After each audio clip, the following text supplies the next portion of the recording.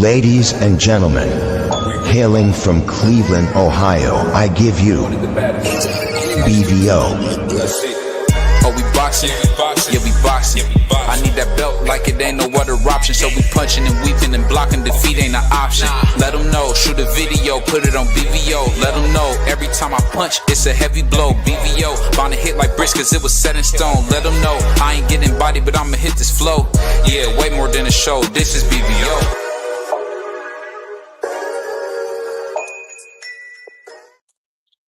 Yo, what's up? What's up? It's your boy BVO Boxing. I'm in the house with my brother Free. What's going on, Free? How you doing, man? I'm good. I'm good. What's going on with you? Good, man. Today we gonna get to talk to my man Coach Squeeze. Just waiting for him to pull up. But other than that, man, we got a big fight coming up in February, man. What you think about the media workouts with David Benavidez and Morrell? It was pretty much like any other media day workout.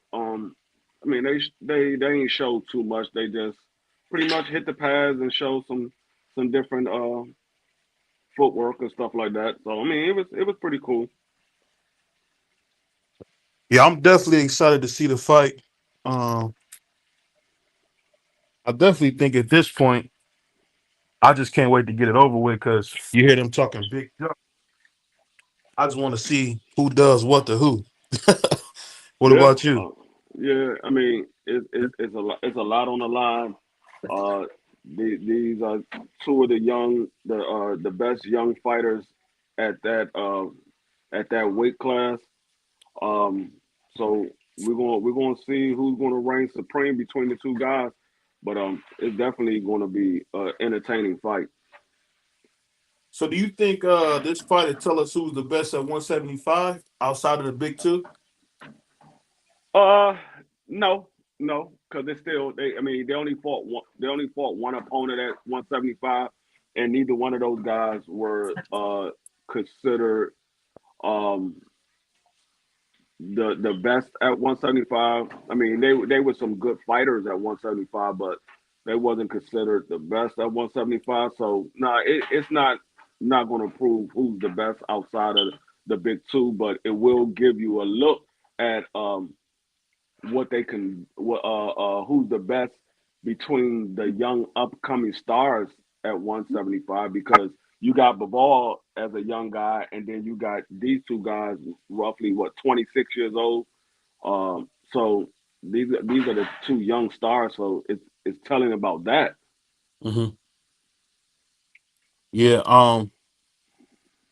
I just I'll just say this, man. I definitely can't wait to figure out who's the best out of the two of them.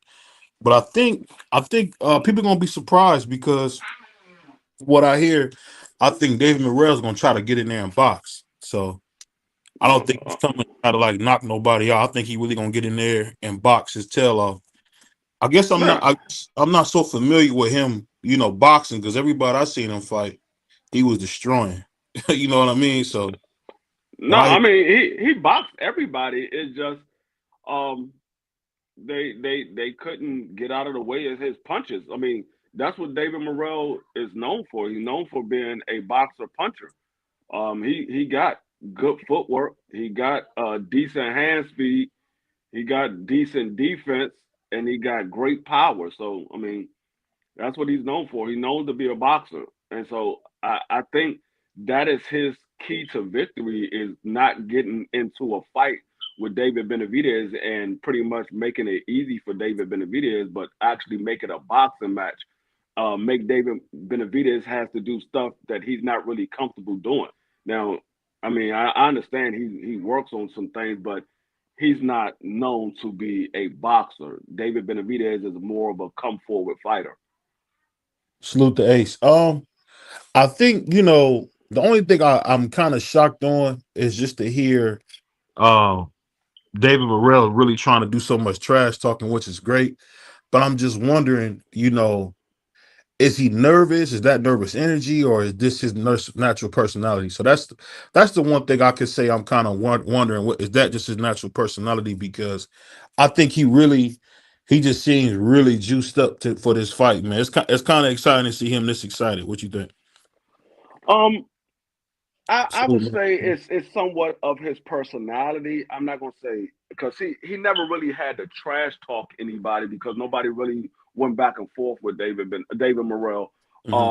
But the thing is, when you looking at a guy and you say, okay, this is one of the guys that I consider is the best, you got to get yourself pumped up for that fight. You can't just come in there as okay, this is just another fight. No, you got to be on your A game and you got to be up for the challenge. So David Morrell is looking at David Benavidez as one of those top guys that he plans on beating and going past. So in order for you to be the top guy, you got to beat the best guys in the division. So that's how he look at David Benavidez. And now I don't think is nervousness or anything. I think it's just anybody that's hyped for a fight and they getting themselves in the mode to okay, you know what? I gotta go in there and I gotta do what I do. I can't go in there and half step because he's looking to take me out. Hmm. Yeah. What's going on with your prize? Ain't nothing, ain't nothing. Just looking for something. I misplaced something. That's why I was You running understand, my behind. man? I'll say this though. I got a chance to when I was on break at work, I got a chance to watch a couple David Morrell fights. And the thing I will say, he has really good feet. Nice jab. I just to say this, I don't think he's been in there with anybody who had a pulse. So it's going to be very, very tough to figure out who did what or who's what because he wasn't in there with nobody with a pulse. That's my only thing. Everybody he was in there, he except for this recent fight at 75, he was in there with guys he was expected to beat or dispatch of fairly easy. So I think that's why you see him do what he did. I Um, disagree with that. I think he was in there with some decent competition. I mean, hell, Caleb Plant was outboxing him before Caleb Plant was No, doing he's talking about well. Morrell. He's talking about Oh, Morrell. David Morrell. I apologize. yeah, Yeah, yeah, yeah. for You sure. know, I know my man Prize ain't listening, but I am uh, listening. No. I'll say this: the funny thing that I guess that only thing that worries me with Morrell is, pardon me, it's just that is he going to be able to stand up to the pressure? Because again, he's got a guy just like we're seeing with Benavidez. They both are the same height. They both are the same way. He said, "Be." I just wonder what's going to happen. I like Morrell. I really do. I've been a fan of him since I've heard about him. I just to say this. I want to see what happens when he get all that pressure in his face because everybody talks a good game till they get hit in the mouth, and I just think that's just what we gonna see when he get hit in the mouth. We gonna see if that works against him or not. Yeah. I mean, But I'll I'm ask not you gonna guys say this: speaking of I'm not that gonna fight, we got a really good undercard. And do you guys think? I'm just wondering, is it just me or is PBC do a great job of making really good undercards? What do you guys think? yeah, I mean for the most part, PBC puts on the better cards Said now. Morrell needs to use his feet and reach out to Benavidez who will win. Um, I just don't see that happening. I don't see that happening. You got anything on the free on that question Yeah, I asked? I don't know if you heard me. yeah, I heard it. I Oh, was you on mute? talking. You on mute, free? No, If he's I'm on not on mute. mute. Nah, he ain't on mute. You Uh, on mute. you. I don't know if you can hear me. All right. Go Um, ahead, but Fritz. no, I don't. I think PBC always put on good cards. A lot of times it might not be the main event that we want, but they Right. always seem to put on good cards. That I mean, they the one company that usually put on the best fight cards. Now, every once in a while, Top Rank will put on a good card, but And for the most Dazzler. part, yeah, for the most part, it's PBC be right on point when it comes to their cards, especially for a big fight like a Tank Davis fight, this David Morrell fight and David Benavidez. Um, the Tim Tszyu versus Sebastian Findor, they had a good Uh-huh. card. They but like the Canelo fight, they had a good card. So they always seem to put on good cards. Yeah, PBC put on decent cards, man. And like you said, Freeze, occasionally Top Rank will swoop in there and have a good card. The Zone will come in there and have a good card. So, but For the most part, PBC put on them young boys. No, well, actually, Top Rank does. Top Rank. I see. That's why I kind of Top Rank all right because they be having them young boys on there. But PBC, like you said, the Canelo fight that was cool. There's a bunch of good fights they put on, so I'm Yeah. all right with the cards. I ain't And, tweaking. and speaking of that, we got a big card coming on Valentine's Day. We got Ohio Zone from Toledo, my man Jerry Big Baby Anderson making his return, and then we also got the young sensation man, my man Abdullah Mason, back on that card with a real step up. So what do you think about that, Free? Do you think this is going to be a good card for Ohio? You got a lot of Ohio guys going to New York City. How you think we're going to do out there? Um, I think for the most part they're gonna come out there and perform and gonna do well. I want to see how Big Baby looks because this is his return. Hmm. But I think Abdullah is gonna do what he normally does. He's gonna outbox his opponent and wait for the knockout to come to him instead of trying to force the knockout. And I think that's where he messed up in the last fight. He was trying to force an early round knockout instead of just letting it come. So I think he's gonna. I think he learned from that, and he's gonna come out and have a better performance with an even better opponent. So I think he's gonna have a better performance. Yeah, and I Uh wonder, huh. when we see Abdullah Mason, did he add anything to his repertoire? Because he had a good fight. I think it's a little bit of a reach to say he's chinny, but I'm just wondering, did he work on those things from that fight? Like maybe keeping his hands a little bit better and not keeping his hands right over his jaw. Because I think that little mistake is really what made that fight more interesting than it should have been. Just some defensive lapses in that fight. What do you think, Fred? It was definitely a defensive lapse. Um, And he came right back. well, I think a lot of times the people when they keep their guard down low to protect their chin, they also trying to protect their rib cage. So a lot of times it's a rookie mistake. But he got to learn. I mean, he's young in the game, far as a pro. So those things will come with experience, and it was a good learning experience for him early in his career because you don't want him to get into the biggest fight of his career, and then he faced that adversity. He might not be able to bounce back with a much better opponent in a bright license on them. So having that learning experience early in your career is always better before you get to the biggest stage of your career. And we Yeah, had a session about that.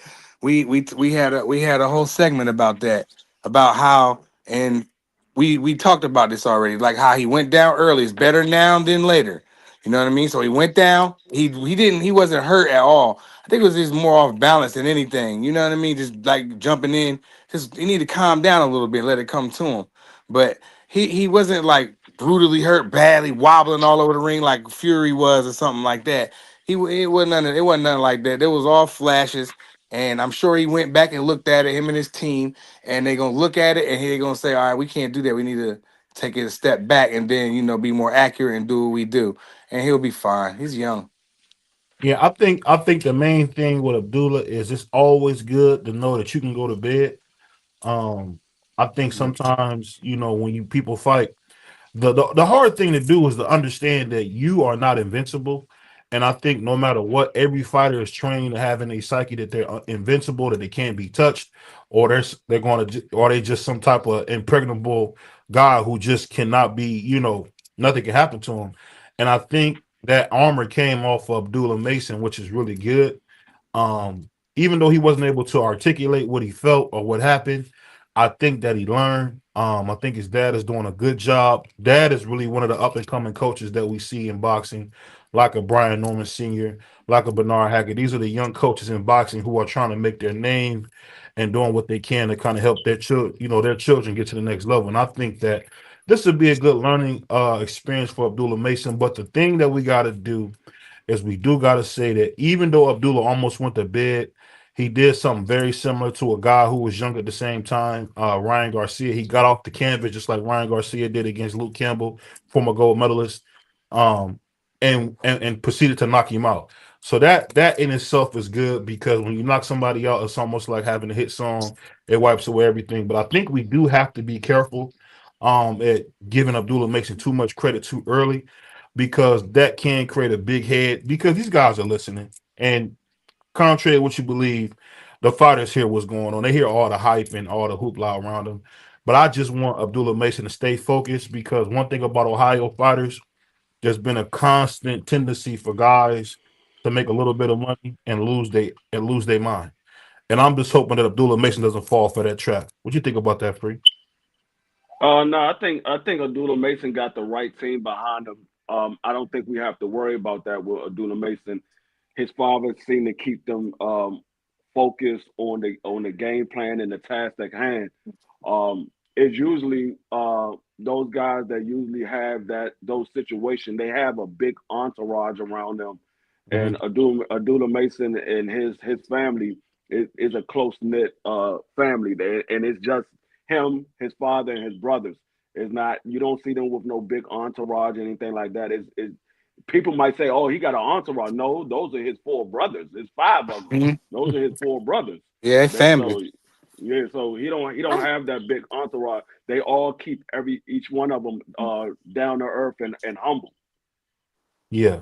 Man, I like that family, man. Shout out to them. And I think they've done a very, to me, they're very similar to the Gary Russell and his family. Gary Russell Senior, God bless his soul. I think these are a young father who instilled in his sons, that this is going to be our way, our ticket. As we used to hear all the time. I don't know a lot of people. I'm from the inner city, so I would hear all the time. This might be my ticket out the ghetto, and I think he did a good job of getting his kids involved in a sport that can really change their lives. I believe they live in Houston now, no longer living in East Cleveland, but I just think it's going to be great. Abdullah Mason is a terrific fighter. A lot of us are waiting for his younger brother Ishmael Mason, who is going to be the future of boxing. But I'm just excited to see, Ohio get back in. I would love to see Tiger Johnson be on this card, but for whatever reason, he's not. But Big Baby, all he can do is get back in the ring. If he gets beat to death again, that's okay. That's part of it.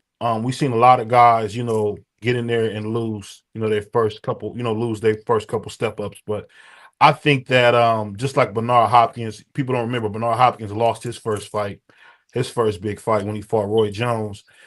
He was able to bounce back, and I'm thinking that I think Big Baby Anderson can bounce back. Do you guys see that same thing, that same intestinal fortitude in Big Baby Anderson? We be able to bounce back.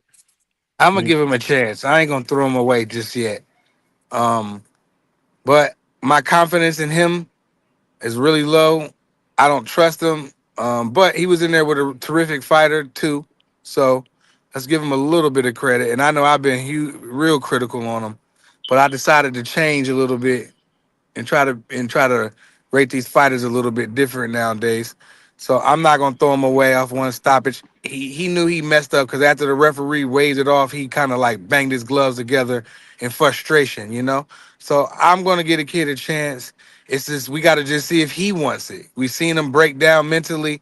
In boxing, you can't. It's all about mental in boxing. So you can't be having mental lapses in the ring. So if he can come back and not have mental lapses, then yeah, he'll be all right.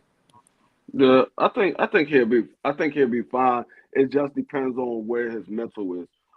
If he got the right people around him to keep him focused, then he'll be fine. But I mean, it's always like I said, when you have your first knockout loss, it always seems to play mind games with you. Can you take another punch? Is your chin gonna hold up? Is this punch that you're about to get hit with going to be the punch that knock you out? Is all you always going to have mind games until you make it through that fight. Once you make it through that fight and you took a good punch, you're like, okay, I'm good. I'm good. I can do this. So it's just about him getting back in the ring and taking, well, not necessarily taking clean shots, but taking a punch and realizing that was just a guy that was just a little better than him.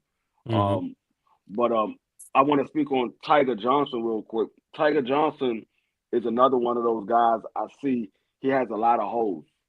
and Mhm. he needs to clear that up because I could see Tiger Johnson being the next person taking an unexpected loss because of the shots that he be taking in his fights. He be Mhm. getting hit with some clean shots, Yeah, he and I does. don't like his body language when he gets hit. He kind of freezes up. So he need to clean some stuff up because I could see him being the next person to take an unexpected loss. Yeah, Yeah, he yeah. do need to clean up. You right about that, Free. He I like him though. I seen him on Instagram. It looked like he was in the gym. I follow Mhm. him on Instagram, so I try to follow all these fighters on Instagram so I can see what they doing. You feel me? But it looked like he had something coming up though, if I'm not mistaken. Yeah. I'll say this though. That being said, I'm really starting to get excited about March 1st. Everybody knows that's going to be a return of Tank Davis into the ring, and everybody wants to focus on the negative. I seen an article with Timothy Storm Bradley, who kind of just went on and on about Tank's sexuality or whatever. I don't care about none of that. I just want to see him fight. The thing I will say is it was great to see that Tank is in shape. I heard that photo of that 139.2, I heard that was Kenny Ellis's daughter and not Tank. But whatever the case is, Tank ain't a big guy anyway. He's kind of a petite man. So I don't think it'd be hard for him to make the weight because he's naturally a 130-pound fighter anyway, who kind of just comes up to 35. So I think it's going to be a good show. Like I've been saying, I'm hoping to see Tank Davis really, kind of lighten up his punches just a little bit and do more like beating up and not so much knocking the guy square out. I really would love to see him go in there and brutalize Lamont in a way that no one's seen him get beat up. Maybe break his nose, break his jaw. I think that'd be great for the fans. I could just see it now. Lamont Roach in there bleeding like a pig, and Tank, Right? just standing over him. It'd be I don't crazy. I don't know why BBO want Lamont Roach to get beat up so bad. Yeah, that's so crazy. I just want I just want it to be a clear win. I don't Yeah, care how it happens. I just a want it to good be a fight clear and a win. clear win. Right. Yeah. I just want I to. don't I know what mean, it is I about don't know. Lamont Roach that you want him to get beat up so bad. He like Jaw broke, every time we talk about it, you just keep talking about you want Lamont Roach to get brutalized and broken bleeding, nose and and all all. this crazy stuff. I don't know. I mean, maybe Lamont Rose took one of your girlfriends in high No. school or something. I don't know. I don't know. I don't know. So you cold blooded. Of course, brother Free is gonna be a goofball, but that's what we expect. I'm just saying, when you don't have a fight that you necessarily want, that's when you start finding things to be positive about. Like, what if you go in there and really hurt him bad? You know what I mean? That's what I mean when I say No, that. so when you get a fight that you don't necessarily want, and you feel one fighter is outclassed by another fighter, you want them to show that in the ring. You want to show that he doesn't belong in the ring with you. You don't understand why they made this fight, and you're gonna show them this is the reason why you should have never made this fight. I mean, like I said, if he goes in there and he break his nose or whatever, so be it. But I just want to see a clear difference between Lamont Roach and Tank Davis.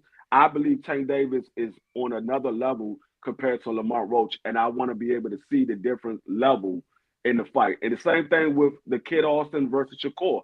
Shakur, I look at as a different level compared to Kid Austin, and I expect to see that from a fighter that I believe is a different level. If I see y'all in a fight and y'all struggling, I gotta think twice about either the opponent's skill level or your skill level. I gotta think twice about it. And that makes sense. I don't know why. I don't know why he wants that to happen to that man so bad. Um, What if Lamont go in there and shock the world? Then um. what? Well, there's not a chance in hell that's going to happen. That's crazy. It's just I'm just being honest. If you struggle with Jamel Herring, I That was mean, early in his career, it doesn't BVO. matter. It doesn't matter. Mel Herron was a terrific fighter, a pretty good fighter, Jamel Herring, solid, and a champion. was it Carl Froch? That was his best win. Carl Froch. Who? Um, No, Carl Froch to me was nothing more than a hype Oh, job for the Froch is a UK. super middleweight. What are you talking about? I mean, not Carl.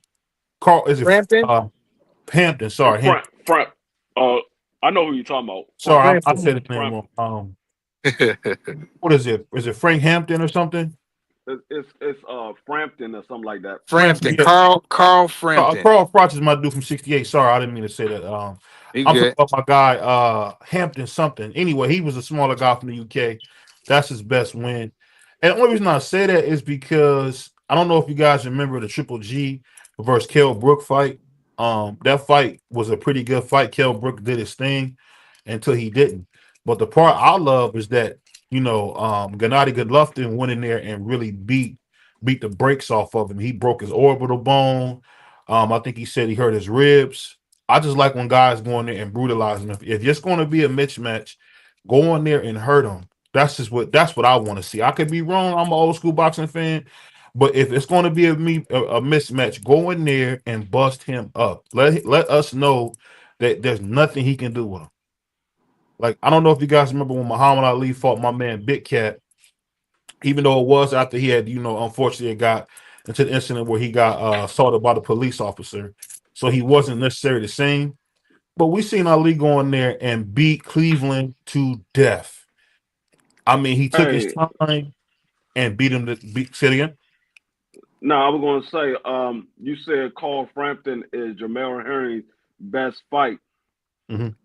You do realize at the time that Jamel Herring fought Lamont Roach was his best fight.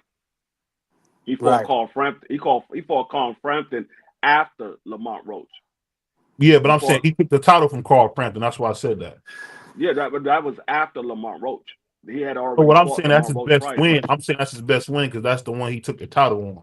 Yeah, That's but why. I'm just saying at that time, Mhm. Lamont Roach was his best fight.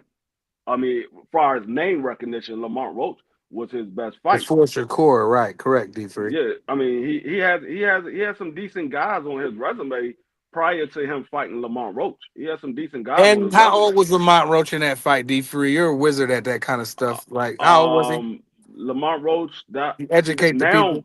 BoxRec is doing some crazy stuff now. They don't even show the year. They just have the month and a day. They don't even Damn. have the year no more. Well, I don't know what. Go to brother L Dub joint. But I'll say this: when you talk about boxing in general, I just for me, man, I'm not going to criticize fighters. I'm not going to talk down on them. I'm just want to see if you're not going to give me the best fight, go in there and give me a show. One of my favorite shows was when I didn't want Deontay Wilder to fight a guy named Bourbon Stavern again. He fought Stavern again. He had to, but he went in there and beat the brakes off of him. Smoked him. And that's what I mean when I say if you're going to fight somebody and we necessarily don't want to see it, go in there and hurt them. That's just kind of what I enjoy in boxing. I like to see guys get hurt. I mean, you All can right. say, Well, you was describing it kind of brutally though. Like you could, well, if you would have that's said it what like that, that'd have been cool. But you that's talking what about you his want. You got jaw to realize broke and that. his nose broke. That's You crazy. got to realize that when Errol Spence fought Udanis Ugas, free Udanis Ugas. Oh, hold up, BBL. But You wrong. You wrong. He didn't get the belt from Frampton unless he lost the belt and got. I mean, unless they took the belt from him and he got it back because he had won the belt the fight right before Lamont Roach. He won the belt because that WBO super featherweight belt was on the line for the Lamont Roach fight, for the mhm. fight after Lamont Roach and the Carl Frampton fight. So Okay, he had my yeah he mistake. had that belt prior to that. I thought he had got the belt from him. That's my mistake. I thought he had got the belt from him. But Yeah. I got to look that up in my notes. Thanks for that correction. Um, Matter of fact, he beat Carl Frampton. He lost his WBO belt to Shakur Stevenson. yeah. So he had Hmm. one, two, three title defenses by the time he fought Shakur. So the guy he got it from was I can't even pronounce his name. It's like Masiko uh Itu, some crazy name. And then Lamont Roach was his first title defense. Then he fought Jonathan somebody, and then was his second title defense. And Carl Frampton was his third title defense, and then he lost the belt to Shakur Stevenson. Okay, my mistake. Yeah, Maybe like I said, Jamel Herring was a pretty good fighter. You know what I mean? That's all I'm saying. He wasn't no bum. So you know, when Lamont took that fight, he was young in the fight, and you know, Jamel Herring was experienced. Yeah, no, yeah. Jamel Herring was a good fighter. Jamel Herring was 20-2 at the time. He only had two losses prior to fighting Lamont Roach. and So it was I it was saying, wasn't a. what I was saying about the Dennis Ugas and Errol Spence fight was that EJ was the better fighter, but EJ went in there and broke his face, broke his orbital bone. I mean, Dennis Ugas was a bloody mess. He looked like a milk dud with tomato sauce on him. Yeah, I mean, he was yeah, beat. EJ's a different type of fighter than Oh, Tank Davis. That's that's what I say. what I'm saying is Tank Davis, you that's what I'm can't. looking for. That's what I'm Yeah, looking. but see, the thing is, like I said, Tank Davis is not that type of fighter. Now, if he catch you with a clean shot at your nose, he would probably break your nose.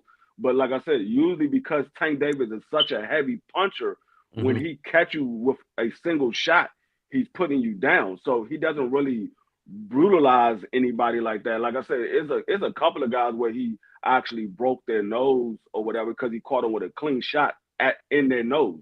But for the most part, he catch you with one shot and he's knocking you out. He's not that type of guy that's just going to beat you up and brutalize you. Yeah, I think a lot of us are EJ fans. To tell you the truth, Errol Spence did good. He just couldn't beat Terrence Crawford. A lot of us kind of figured he couldn't, but just as when you love a fighter, you don't always necessarily tell the truth, and this just is what it is. You always cover for those guys that you like. In boxing, we all do it. But in the past, I used to do it for Teofimo Lopez. I used to protect him. I used to protect Ryan Garcia. But to be honest with you, that's what we do when we like a fighter, which is why I had to kind of remove myself from doing that because you don't want to be biased and not give a fair assessment because you're such a fan. And that's what some of us do is we're fans. We kind of over sensationalize, over be super dramatic about a fighter. But I think we got the minute hour in the house. Let me see. Hold on 1 second. Go squeeze. Welcome home. Yo, man. What's going on? Look, I keep trying to get this computer it on the computer. I did it one time and was happy and couldn't do it. All right. When it comes to computers and me, we don't get along. It's just like my first relationship when I was a teenager. It did not work. Hey, Right. what my man Rick the Ruler say? It's the teenage love. Don't hurt me again. I was cold squeeze singing the backup. Don't hurt me again. And look, I'm gonna tell you one thing. A lot of people, when they was asked to sing background, they wanted to Yeah. be up front in the mic in their hand, but they know they was messed up. Right. Yeah. Hey, if my favorite song still back from the '80s, man, is that "Girl Tonight," man. Them brothers was cold. What was that? "Ready for the World"? That's the coldest song, man. I still love that song, man. But Oh salute to yeah. my man. Edie. But while we got you in here, Coach, we want to talk some boxing with you, man. And I haven't got your opinion on a couple fights, but I want to know, man, what do you think about Bruce Ennis going against Stanionis? I heard that fight's close to being done. How do you see that fight playing out? Um, Bruce Ennis going against Stanley Onis. Um, First of all, just to make it quick, let me say hello to everybody in the chat. Happy New Year's to y'all. God bless y'all and y'all families. Let me get that out the way first.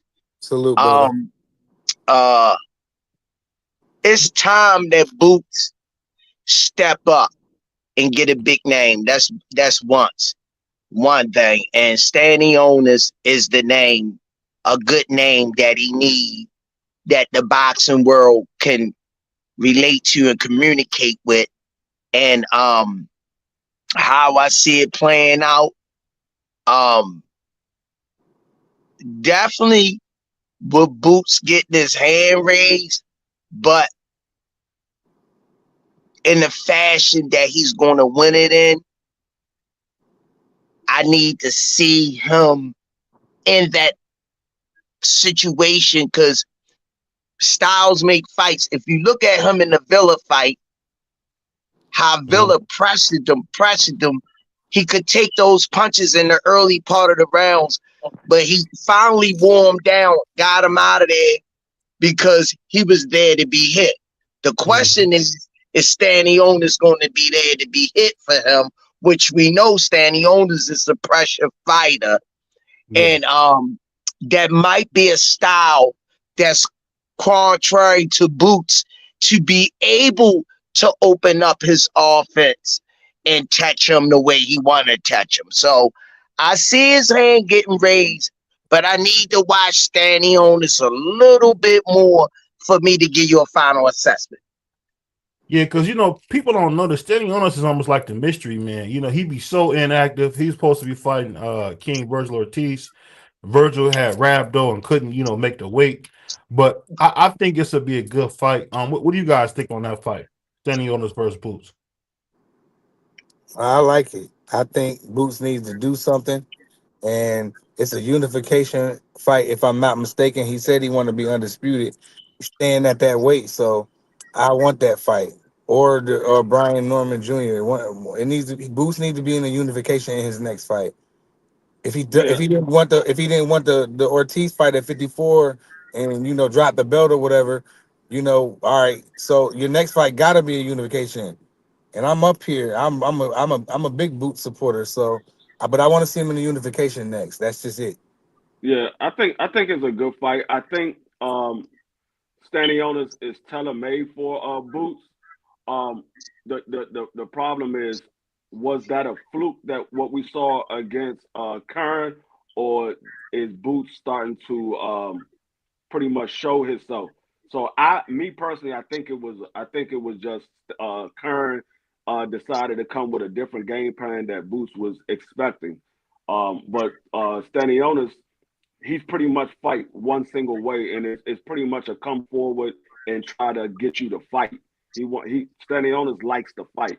He's not a boxer. He's not going to move around the ring. He's going to be right there in front of Boots. So I think Boots can show his boxing display and be able to have an easier time with Stanionis than he did with Kern. Can you say Stanionis and Villa's cousins on their mother's side? Most likely, yeah, most likely they Definitely. probably are. Okay. Definitely. Okay. Definitely. Most likely they probably are. Oh, okay. You got anything on it, Crush?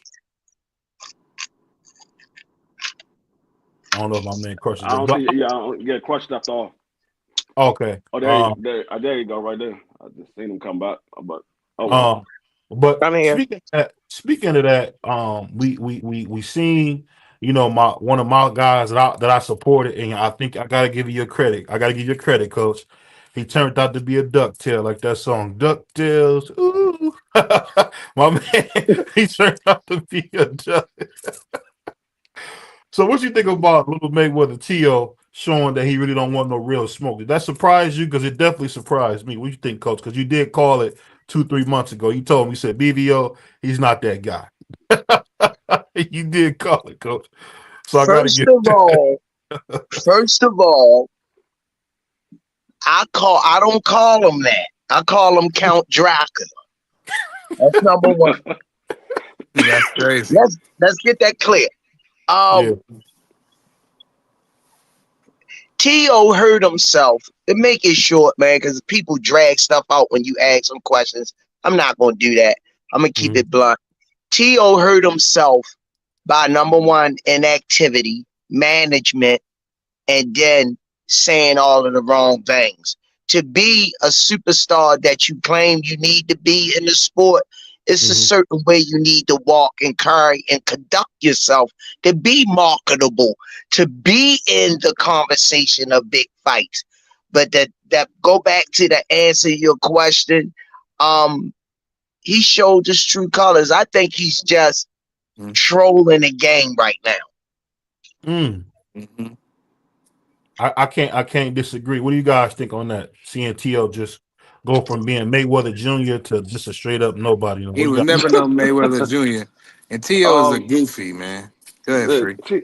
yeah, T.O., like I said, when he beat Loma, he felt like he climbed the mountaintop and he never got off that high. That was his Super Bowl of boxing, and he felt like everything should have been given to him because he beat Loma, and he got big headed. And I think it takes more than just one fight for you to get everything that you want. You gotta go in there and actually work for it and show people what you really made of. Like Tank Davis didn't get the stardom overnight. He did it multiple fights, and people started saying, "Oh, this man is just knocking out everybody. We got to Uh, watch him." And so when you put on that performance that fans want to see on a consistent basis, that's what draws your audience. They know what they're going to get from you. They want to know, can your opponent hold up to it? Teofimo Lopez, he got them belts, and he acted like he was the A side of everything. You know what I Mm. mean? And he just went crazy with it. He was delusional, and he just made poor decisions. And now he's facing the backlash, and he cooked. But he still is a good fighter. But he fights down to his competition. You don't know which TO you gonna get. You might get the one against Josh Taylor, or you might get the ones against Cambosis. So we don't know what's going to happen with Teofimo Lopez. But like he's just a goofy though. You know what I mean? That's just it. I'm gonna keep it short. Speaking of that, it's funny when we had you back, Coach. We got to give you for being right about another guy that was talking crazy. So we seen Devin Haney. He talked all this stuff and blah blah blah. Now he's fighting on the Great Value Network, BLK, B was it That's BLK Prime. crazy. So now he's fighting on the Great Value Network. I'm just wondering, after all that talk, how does it feel to be right about Devin again? Because you were calling it earlier on, Coach. How does that feel to be right Um, again? uh, First of all, before I jump on that question, I'll Yeah. finish off the T.O. joint real quick. I got one song for you guys. I don't know how old y'all are, Yeah. but it goes something like this. If you fall, I will catch you. I'll be waiting. Time after time. Like my man said, he did one great performance and do it that he was on top, but he didn't do it time after time. Oh, Yeah. Now, let me jump to the other one. Go And I ahead. don't call him Devin no more. I got a nickname for him.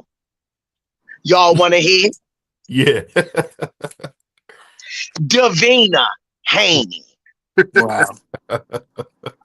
You cold blooded, man. And That's I'm cold. going to tell you why. Love them. Love my brothers. I don't, you know, I be having fun a lot of times, um, trolling them guys just like they troll us. Hmm. I'm proud of him that he a young brother and he done had success in the Hmm. game. Let's get that out because everybody would say quick, oh, he hate on him. Nah, I'm I'm too old to be hating on anybody. I got my own stuff to deal with. That's number Hmm. one. But I told everybody the way Devin father was moving him was gonna self-destruction. You're getting for self-destruction. Brothers and sisters, I don't know what this world is coming to. Terminator X. I told you, I told you because he thought he was the top in A side after Hmm. he beat um lemon pepper wings. See, I got nicknames for all of them, When he beat lemon pepper wings by heaven, and depending on who you ask, they could say he lost it. I'm a personally tell you, I think he did enough to beat Lomachenko, but he's not blowing guys out of the water that he should be to up Hmm. his markability. Then that Ryan Garcia fight happened, and now after the Ryan Garcia fight happened, and him taking him pressing charges on somebody that fights like you fight instead of doing the Miguel Cotto thing when Margarita put plaster in his hands. I want that get back on an even playing field. Everybody would have respected Devin more. BLK Prime, I don't trust Yeah. Mm. I just think you can't tell me going on that you guys are doing big business. I'm betting on myself. I think that's all just talk. To go on BLK Prime coming from Top Rank ESPN, that's a step down. Not being on the zone or Matchroom, that's a huge step down. You're talking about going from very competent, experienced promoters to going to Uncle Willie's house and getting a haircut. That's And I think it's crazy. just sad. I just That's think crazy. it's a bad look, man. You can't go to Uncle Willie's house for a But wait, haircut. BVO, isn't it rumors that Wilder's supposed to be on too? Isn't he a big name? That's a pretty big name. Yeah, but and Wilder's my guy. Wilder been getting beat to death. When you get beat to death, you got to go to great value too. So I mean, at the end of the day, man, BL Yo, Prime is a chitlin circuit of boxing promotion. That's lower than pro. That's lower than pro box. So I just don't think it's good. He said, BLK is black owned BBO once again. Um, yeah, I get that, but dude, I'm just saying the overall prestige is not there. No matter how you put it, and this is me being totally fair. I definitely want to see Devin in the tune-up. I don't want him out the ring any longer. I want him to do what he. I want him to do what he do. I want him to get another fight. Go buy Richard Millie. Have another one of them corny, goofy watches on. Tell us how he got a Richard Millie watch or whatever. I want these guys to be happy, man. I just tell you the truth, man. I really don't care what they do as far as monetarily. I just want to see them fight. One of my favorite things was watching Ryan and Devin fight because I like to see fights. But that being said, we got another big fight. I'm glad you brought it up. You got my man Deontay Wilder fighting Big Shot Shaw. What you think about that fight, Coach Squeeze? Um, it's you got any family in the nursing homes? Not right now. Thank God. crazy. Well, I consider you family, so you could come visit me in the nursing home because these mofos running me to the nut house. I'm gonna tell you why. Because Wilder, I'm Mhm. not gonna taint Wilder's name because Wilder gave me a good string. He brought the belt back to the hmm USA. He represented. He maxed his talent. He hmm started late. I'm so proud of Deontay Wilder. We know right now he's just fighting for table scraps. So I'm not gonna hold him accountable for doing what he have to do to feed his family. That's just get that out of the way because I'm not one of those guys be riding the bandwagon and hmm enjoying when you up and then when you down, leave your side.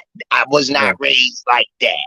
Yeah, I'm gonna be a Deontay Wilder fan till the end because I could throw more highlight reels on than I could throw on downs and defeats with him. for Um, sure. and it's a step down, like BVO said. Um, Mm. it's the 50 Cent effect. It's more than they can bite off and chew. It's a lot of money involved in this boxing game. And if you don't get your return on it, you phase out pretty fast. But Mm. I would love to see them resurrect and uplift the BLK Prime Hmm. market. I would love to see it. For Matter of sure. fact, I pray that they could become your ESPNs, your Showtimes, your HBOs. That's number one, because I don't have my hate in my body for nobody who's trying to do great things. That's number one. But you're absolutely right, BBO, on that one. Yeah. So we did. I want to ask you this before we go back to boxing. This is my one side note. Have you ever been to Sterling's in Baltimore, the fish place, Sterling's? Sterling's Yeah. fish place. Yeah, Sterling's house. I think that's what it's called. Sterling's house. You ever been there? I can't remember, man. I really don't go out and eat like I used to no more. Plus now, I'm strictly veggies and fruits now. So you know Oh, what I okay. mean. Yeah, they know for their fish cakes. They got some of the best fish cakes in the game. I heard of them and I might have been BBO, but it's been a while. You know what I mean? I probably took one of my ladies out and I Yeah. can't remember which name. You know what I mean? Rebecca, Yolika, LaShawn, Yeah. and Dawn, and every time. No, I'm just being silly. But no, man. I heard a lot about Sterling. But So Mo got the best crab cakes. yeah, I heard of Moles. Mm, Salute to my man Virgil said he greetings from Manchester, England. Salute, brother. welcome. He said, salute to my man Tim Layton, big Tim Layton in the house. And the one thing I will say, he said, the Gypsy King Tyson Fury uh kicked his sorry ass. We know you from the doggone UK. When you say that. I mean, he beat him. He beat him. And we're not gonna hate. I mean, it is what it is. The Gypsy King, he went in there and did what he did. But I still say it was some funny business on that second fight. I don't want to be like everybody else and call no shots, but that second fight looked crazy, freak. But Facts. speaking of boxing, I want to ask you a question, man. I know Coach Kenny is very, very fond of Abdullah Mason. Are you excited to see him get back in the ring so soon in February? You asking me, champ? Yeah, I'm asking you, sir. Yes, sir. My man, Um, Coach, please. Yep. yeah, because I don't want to be rude.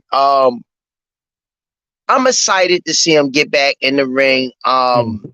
He needs to stay busy under the lights. It's different in the gym and when you in front of the lights. When the stage comes on, it's a whole different mindset. So I'm eager to see him back in there. He Mhm. showed that he could take a punch. And he was in there against a formidable opponent. So I don't want to hear people hollering out this kid cherry picking and he ain't fought nobody. Cause old dude he fought last time with the mustache in the back of his neck. Yo was strong. Yeah, he had that D Town Dallas shag going on. But I ask you this, free. Even though we thought Abdullah was going to bed, you excited about him getting back in the ring?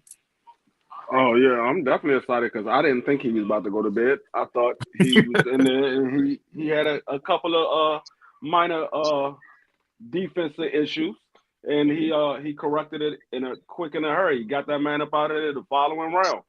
He realized where he made a mistake at. He listened to his corner, and when he went back in there and got him out of there. Right, and it was better than now than later. He went through Me adversity now. personally, I like the adjustments that he made once he went to the corner and he listened to his coach and he came back in there. He made the adjustments, and I don't think the dude landed another shot on him in that second round. He got him out of there kind of quick. He got him out of there kind of quick. He did. He showed, it was a flash knockdowns, and it's better to happen to him now than later. So he's faced adversity and he fought through it, and he's a young guy. He'll be fine. Well, speaking But of the that, thing is, go ahead. all of y'all making excellent points. I like the way all of y'all coming in with some credible assessments of what y'all see. That's I'm sitting back here listening, and this is making me feel right at home because you guys really know what y'all watching. Y'all know what y'all seeing. Y'all sounding like boxing historians in y'all rebuttals. Um, because your casuals, oh, he ain't what I say he is, because he got clipped. Let me tell you, this is boxing. All Yeah. right. I want to test drive the car before I pay for it and drive it off the lot.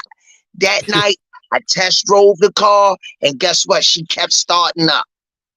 Yeah. And he got clipped because he was young, he's cocky. He probably ain't even know too much about the shag dude. That dude was a that dude was a solid dude. The average Joe would have knocked them straight out. And he showed you that I could take a licking and keep on ticking. Mhm. It's Big watch out facts. this next fight with this kid. Big facts. Speaking of that, a guy that I'll always bring up, my man Free is not a big fan of. When you think about our next great heavyweight man, Richard Torres or Michael Hunter, you think about those young guys, Coach Squeeze. You say who? Richard Torres, the heavyweight, Yeah, he looked like a 70s porn star. yeah. It's crazy. Yeah. And who That else? And who Michael Hunter, the guy that beat Martin Bacoli, Michael Hunter. yeah, Well, yeah. let me give my opinion on what happened in that fight. Oh, go ahead, go Go ahead. ahead, Tank. Hey, shout out to my main man, Coach Squeeze, aka right back at you with another one.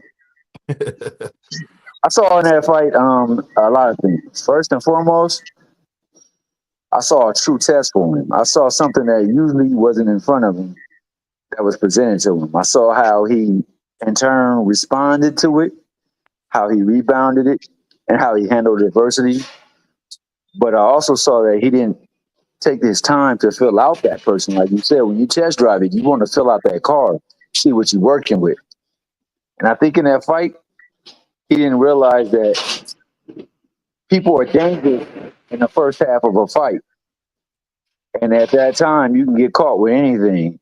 So instead of filling them out and setting your bases or your parameters on distance, timing, and things like that, you just went gung ho. And I think that's what got him caught slipping. But the fact that he was able to process and download after that and decide what he got to do was very impressive. And he needed to be commended upon that instead of being slammed for it.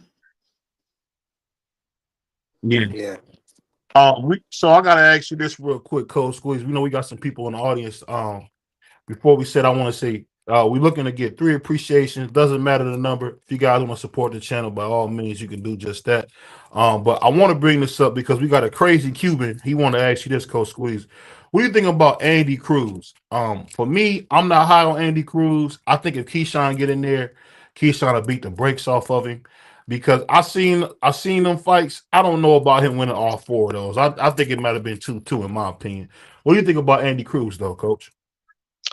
Um, I don't know if y'all was music majors in school, but I think I need to play the violin real quick.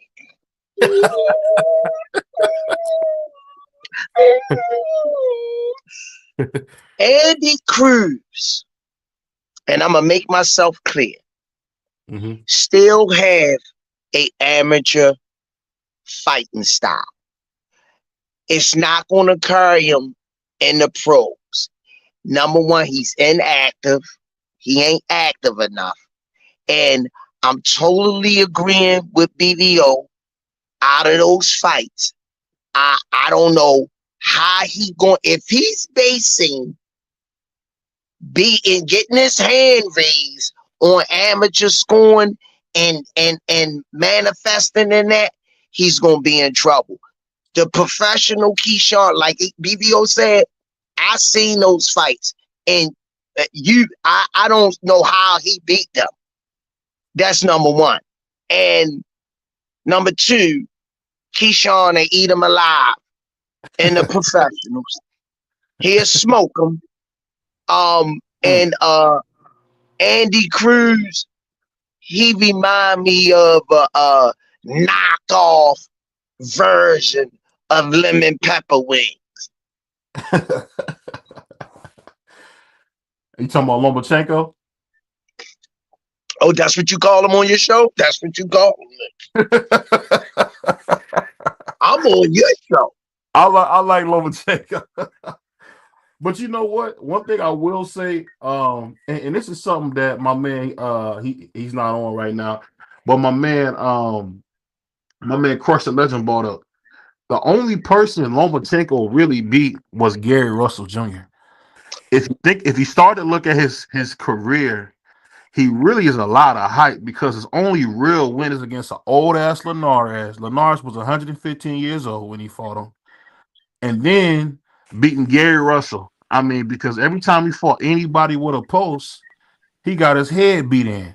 I mean, if you want to count him beating, what was the guy that Tito beat? Richard Comey. Rigondeaux. Richard Coleman. I mean, he Richard, beat Rigondeaux too, but he brought Rigondeaux up 2 weight classes. but like you said, Rigondeaux was way too small for Lomachenko. Lomachenko looked like Shaq in that fight. So what I'm starting to realize, and maybe I'm wrong on this, Coach. You can tell me if I'm wrong, Puerto Rican Free or Prize or Tommy. But I'm understanding now a lot of these fights, man, are all smoke and mirrors because if you look at Lomachenko's true resume, he really is not that guy. And you say why he's not that guy because he should have beat Tio, but he waited too long, and he should have beat Devin, but he waited too long. And anytime you don't know how to finish a fight, and we seen him cry like a newborn when he lost. That's because he knew that he gave that fight away. And I've never seen a guy get so much credit for beating Gary Russell. And let's be honest, even though Gary Russell, everybody running from him at 126, he never brought his behind up to 130. So that's a question for another day. But I'm really starting to really say when you really kind of go through Lomachenko's career, man, he kind of was just he's a little bit of a hype job. I mean, he really ain't beat nobody. I hate to say that, but he really didn't. I mean, other than beating Gary, I mean, and that's because we just hold Gary in a high regard. But that's really not doing too much because we seen Max Mansell beat Gary. Even though Gary had one arm, I still, he still won that fight. But I don't know. What do you guys think on that? I'll open that up to the panel. What do you guys think about? Is Lomachenko a little overrated? I'll say yes. I would say, according to Bob uh, standards of rating Lomachenko, he's highly overrated.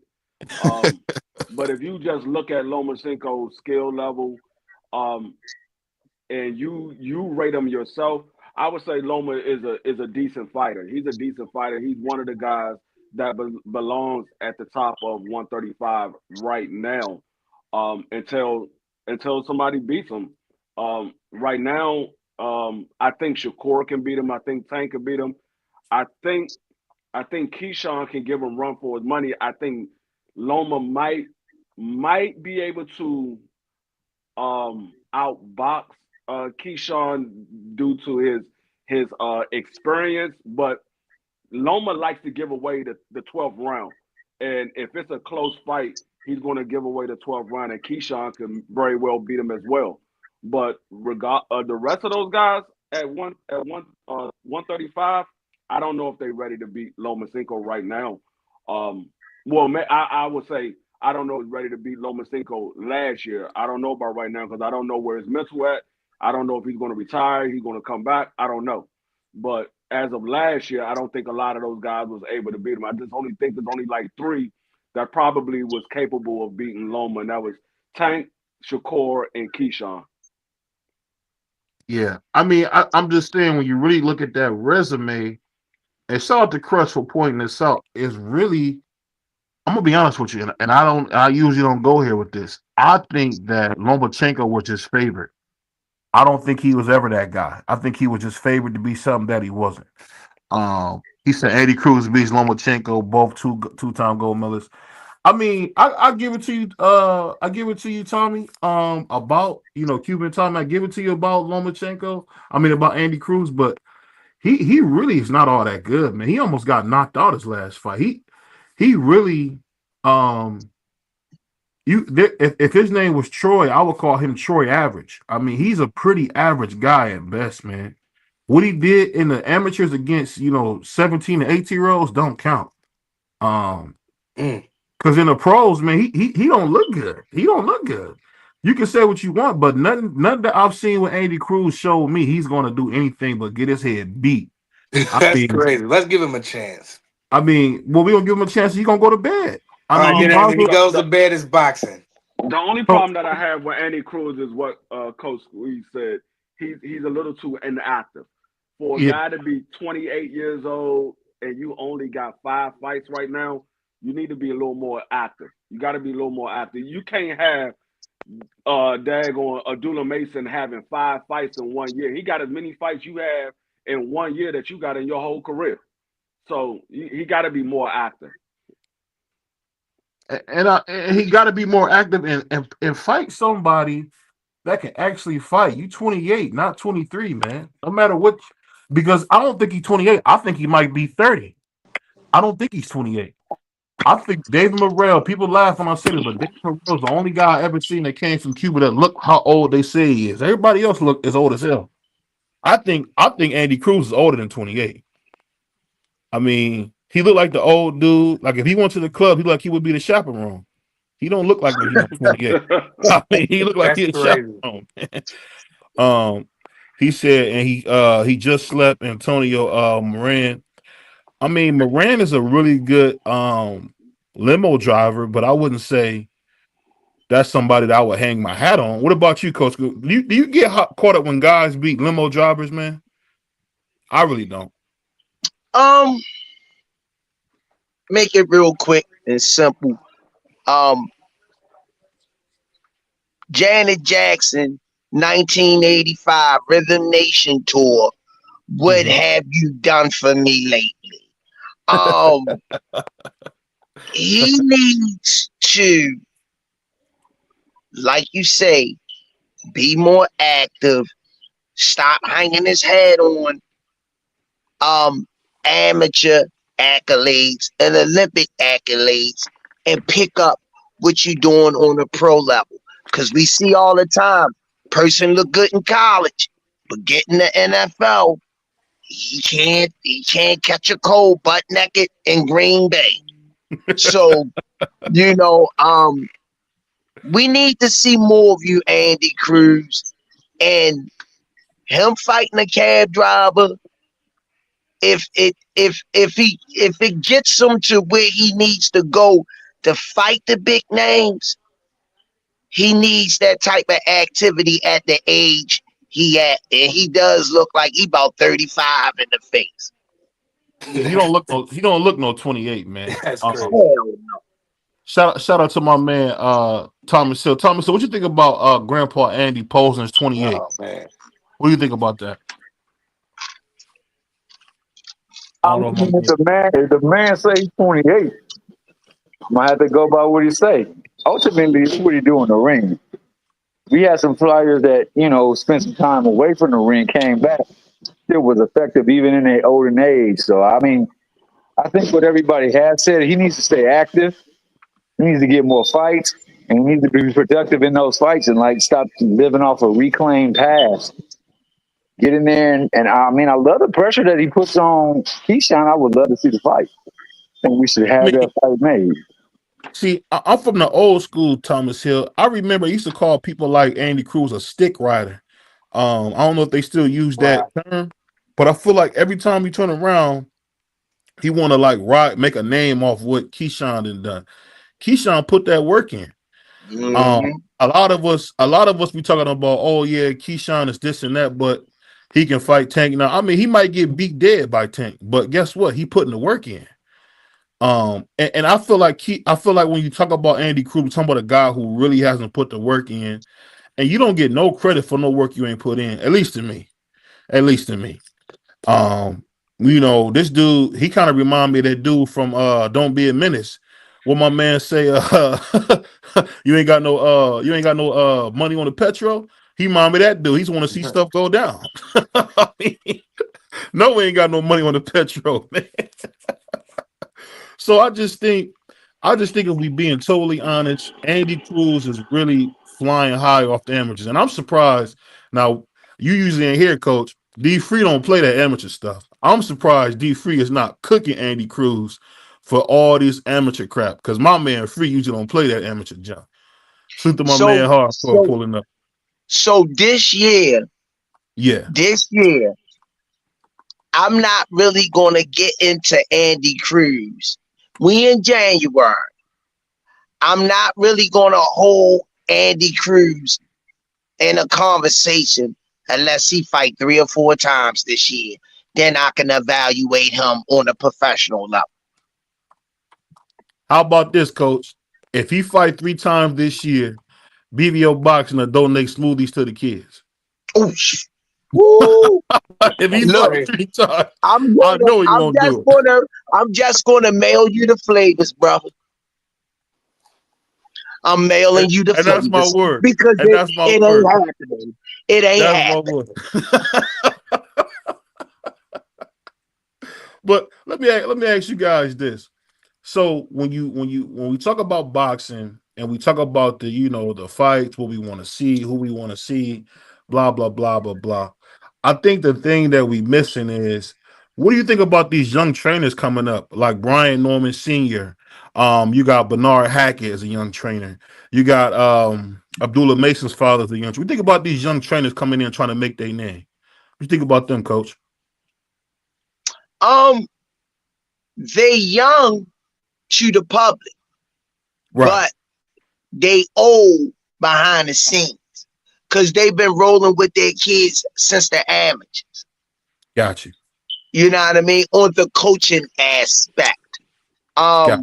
But one thing Mr. Bernard will say is some things he got to bring other people in on that he's not fully aware of.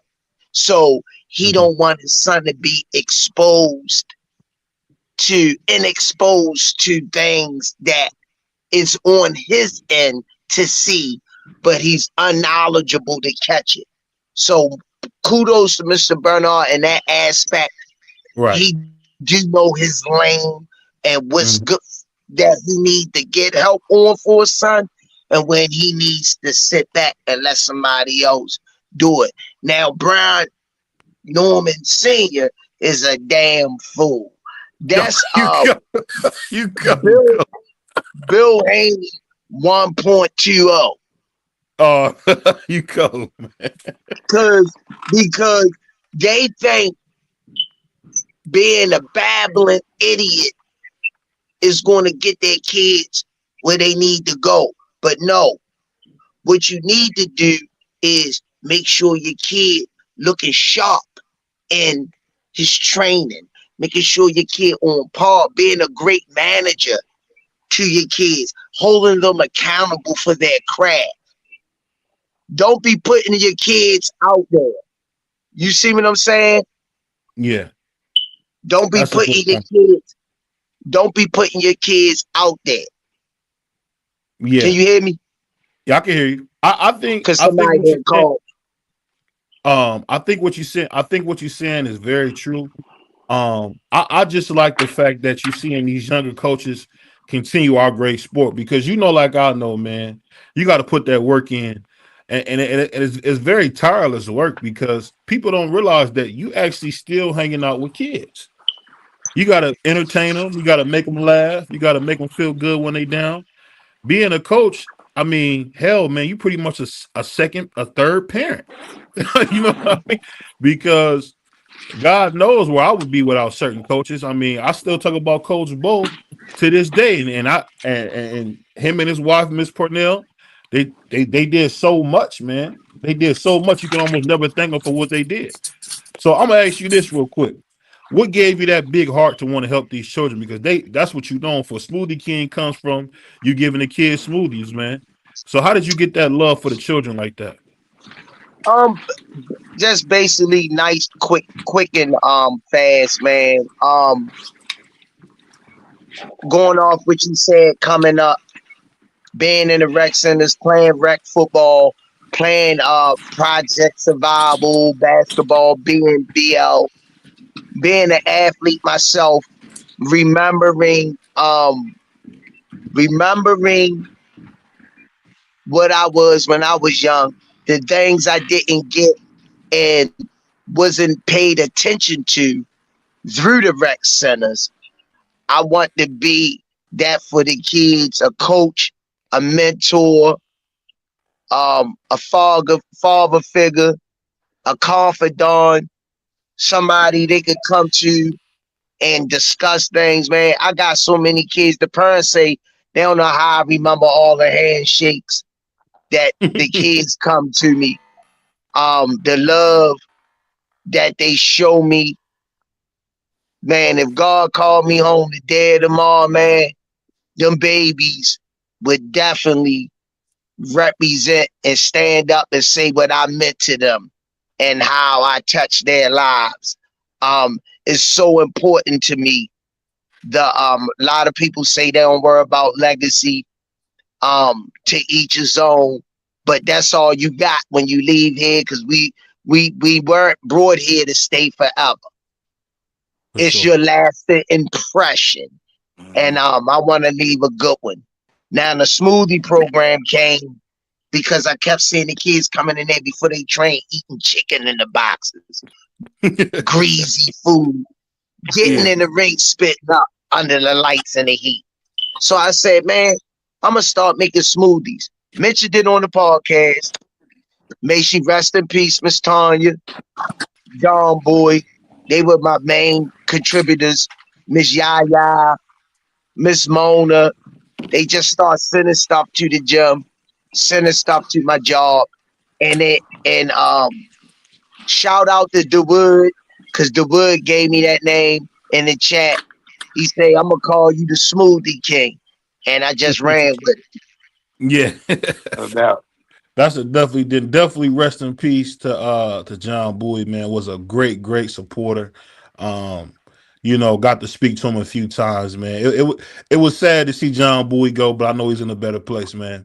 But Facts. that being said, man, before we get out of here, I can't leave if I don't ask you a crazy question, man. Oh, All man. y'all going to win the Super Bowl, man. That's my last question for you for tonight. Y'all gonna win a Super Bowl, man? The Ravens? Yeah. Yeah, well, to answer that real quick and we gonna get out of here. First of all, originally I was a Colts fan. I don't know how old you is, but the Colts got Yeah, the rolled Baltimore out of Colts. Yeah. Baltimore. So I Yeah. went up to DC. Mm-hmm. So I always been a Redskin fan. And then when the Ravens came, so I'm a Redskin and a Raven fan. Gotta support my home team. But Mm-hmm. I'm a John Riggins, Sean Taylor, the whole nine. But this year, the Ravens definitely capable of winning the Super Bowl if they don't drop the ball. And you know the crazy part, Coach? Zay Flowers is out for Saturday or for the game, this playoff game. Well, hey, you got Likely, you got Yeah, you got my boy been playing good, the tight end. the tight end. Um what's his name? The tight end. Andrews. Yeah, Andrews. Andrews been killing it. You got what's the other dude but on the other side of Likely? He nice too, the other tight end. They got a couple of weapons. Then you got Derrick Henry. They need to disguise the scheme. And once Derrick Henry get past that first line, It's and over. it's over. Lamar Jackson is special. Lamar Jackson can make BVO look like Jerry Rice. Because I sure as heck didn't see Zay Flowers being that good, Coach. I did not see him being that Me good. neither. Me neither. He better than Hollywood Brown was. Way better. It's not even close. And remember, Hollywood Brown wanted to get away from Lamar. What an idiot. But the cool thing about Lamar, I think he's gonna win his third MVP. Yeah, I just hope that he can win the ultimate prize, the championship. But I do want to send a big shout out to DC because they finally got a quarterback, man. And that's all I keep hearing. They finally got a quarterback. But shout out to Raycon. Thank you for promoting us. That's go to rayconglobal.com. That's rayconglobal.com for your headphones, electric bikes, whatever you may need. Shout out to Raycon for supporting us. I appreciate shout out to Stacy, Miss Stacy over there. I appreciate it. as my man Coach Squeeze throw on his Washington what do they call it? The Commander stuff. Man, they the Redskins. I ain't trying to hear that. Shout out right. to Chocolate City, man. I don't know if it's still Chocolate City no more, but shout out to Chocolate City, man. Ain't no place like DC, man. And on that note, we got anything for us, Thomas Hill, before we get out of here, man? Oh, pray for LA, man. LA burning like a Yeah, barbecue, man. Pray for LA, man. Yeah, pray for It's man. burning LA. like a barbecue out there, man. So please, if you got a chance, cherish your loved ones, man, and just pray for those people in LA, man. They out there burning like a barbecue. I've never seen houses just on fire like that. That's Yeah, that's crazy. that look It Crazy is like work. crazy. some end time stuff, coach. It It had me is scared crazy. to death when I seen that. But Crazy I'm gonna work. say this. You asked if I had anything to say. I'm gonna say this, man. Go ahead. Shout out to my main man, Coach Squeeze, the Smoothie King. Shout out to the work that they're doing out there in Baltimore, keeping kids off Sure. the street and building and instilling hope inside the young lives of the youth out there. Shout out to boxing. 25 is a new year. Hopefully, we'll start getting the fights that we need to see. And shout out to opportunity, recognizing it and taking advantage of it, and having people in your corner to support you. No more negativity, only positivity. Let's go forward, moving forward with boxing to see it in a better light. Hey, and shout out Well to said. Thomas for helping us, man. You know, change our new style and really promoting us to be more unbiased. I appreciate him. And definitely, man, subscribe to my man TD Sports. He's a Puerto Rican. He don't know nothing about he don't know nothing about boxing, but he knows his baseball. And he know how to sweep up a bodega. So shout out to Damn. TD Sports, man. I know you the bodega man. So we got nothing but love for you, man. But sweep out front. Remember that on Do the Right Thing, man? Go get a broom and sweep out front. That's crazy. That's crazy. Hey, what do you tell him, Coach Squeeze? Choose your weapon. And on that note, we out of here, y'all. Peace. Peace. Hey. Ladies and gentlemen, thank you for watching BVO. And if you're down with BVO, subscribe and join the community. Have a great night.